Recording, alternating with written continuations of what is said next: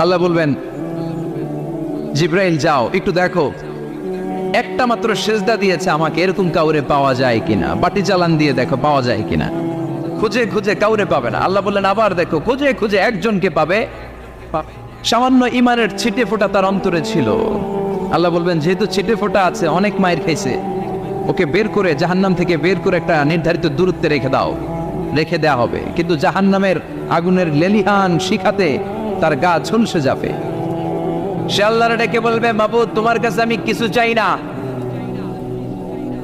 জাহান্নাম থেকে তুমি আমাকে বের করেছো, জীবন নদীর পানি তুমি আমার গায়ের মধ্যে ঢেলে দিয়েছো, আমি আবার সজীবতা ফিরে পেয়েছি। আমি তোমার কাছে জান্নাত চাই না, শুধু নিরাপদ একটা দূরত্বে আমাকে রেখে আসো, যাতে জাহান্নামের আগুন আমারে কষ্ট দিতে না পারে।